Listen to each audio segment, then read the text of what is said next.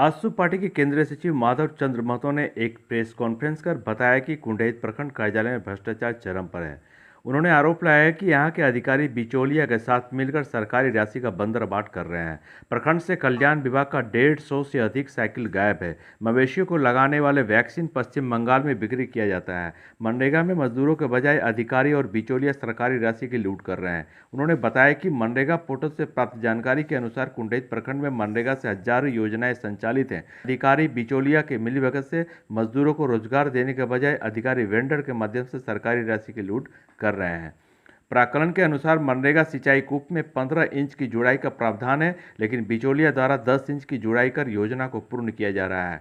उन्होंने कहा कि पशुपालकों का मवेशी का 12 अंक के टैग के नाम पर बड़ा घोटाला किया गया है। इस क्षेत्र में अधिकतर पशुपालकों का मवेशी टैग नहीं किया गया है। कुंडहित से चंचल गिरी की रिपोर्ट। मीडिया के माध्यम से प्रसारित करने के लिए आए हैं, इसके लिए सबसे पहले मैं आपको धन्यवाद ज्ञापित करता हूं। साथ ही आज का जो प्रेस कॉन्फ्रेंस का उद्देश्य है, जैसा कि आप सभी जानते हैं कि बरसात ने आगाज कर दिया है। प्री मॉनसून वर्षा शुरू हो गई है और इस समय नया घास उगता है और नए घास उगने के बाद आप जानते हैं कि मवेशियों का कई प्रकार की बीमारियां होती हैं और ये बीमारी ना हो इसके लिए सरकार के द्वारा मवेशियों को वैक्सीनेशन का प्रावधान है। दुर्भाग्य है कि यहाँ वैक्सीनेशन के नाम पर फिसड्डी है और यहाँ के जो प्रखंड पशुपालन पदाधिकारी हैं, ये वैक्सीनेशन के नाम पर जो क्वाक प्रैक्टिस ओनर है, यहाँ से लेकर पश्चिम बंगाल तक, इनका एक रैकेट बना हुआ है और सरकारी वैक्सीन को ये बेचते हैं। और अगर ये नहीं तो सत्यता प्रमाणित करने के लिए प्रखंड पशुपालन चिकित्सा पदाधिकारी को ये बताना चाहिए कि भाई वैक्सीनेशन किस गांव में कौन से लोगों का मवेशी को वैक्सीनेशन किया गया, इसका सूची family wise, village wise, panchayat wise, then calculated पूरे ब्लॉक के पैमाने पर देना चाहिए। सेकेंड बात यह है कि अभी सरकार के द्वारा बहुत ही महत्वाकांक्षी योजना गोवंशों को और मवेशियों के विकास के लिए किया गया है, जो 12 डिजिट का टैगिंग का संबंध कहना के नाम पर यहाँ भी एक बड़ा घपला है। यहाँ मैं मांग करता हूँ सरकार से और यहाँ के पदाधिकारियों से कि भाई टैगिंग अगर किया गया है तो उसमें भी सूची उपलब्ध कराई जाए, family wise, village wise, panchayat wise, then consolidated आपका ब्लॉक वाइज। तीसरी बातें हैं, एक बहुत बड़ा आशंका घोटाला का इस समाज के अंदर में है।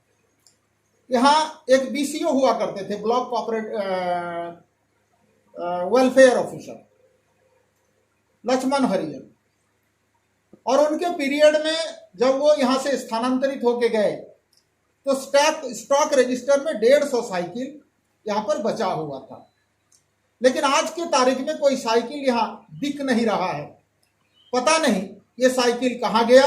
जनता ये जानना चाहती है कि वर्तमान में जो ये जिनको ब्लॉक वेलफेयर ऑफिसर का प्रभार दिया गया है, डॉक्टर विनोद कुमार जी, उनको बताना चाहिए कि ये 150 साइकिल उन्होंने किनके बीच में वितरित किया।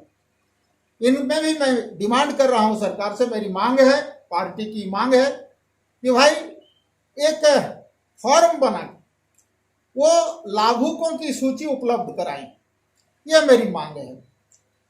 और यहाँ पर 8वीं आश्चर्य तो यह है कि मनरेगा जो कि एक कानून है और कानून को तोड़ने का हक और अधिकार किसी को नहीं, लेकिन इस प्रखंड में देखा जा रहा है, नियम यह कहता है कि जो एस्टिमेटेड कॉस्ट है स्कीम का, उसका 50% राशि वेजेज में खर्च होगा, यानी लेबर के पेमेंट में खर्च होगा।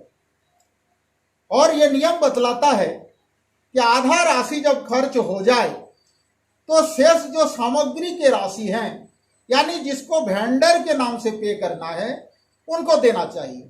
लेकिन मैं चैलेंज करता हूं कि मनरेगा के पोर्टल से इस चीज का उजागर किया जाए, देखा जाए, निरीक्षण किया जाए, तो पता चलेगा कि 7-8 दिन का वेजेज होने के बाद ही वेंडर को लाभ पहुंचाने के उद्देश्य से वेंडर को रिमेनिंग जो उनका पैसा है सामग्री का वो फुल पेमेंट कर दिया जाता है, जो कानून से परे है। इन तमाम मसले पर मैं व्यक्तिगत रूप से भी, यहाँ के पार्टी यूनिट के रूप से भी और पूरी पार्टी की ओर से मैं मांग करता हूं झारखंड सरकार से कि ये तमाम चीजों का जांच सक्षम जांच दल के द्वारा ऐसा दमदार निर्माण का भरोसा लाल स्टील टीएमटी बार्स, हर निर्माण के लिए उपयोग। लाल स्टील टीएमटी बार्स, रिश्ता मजबूती का।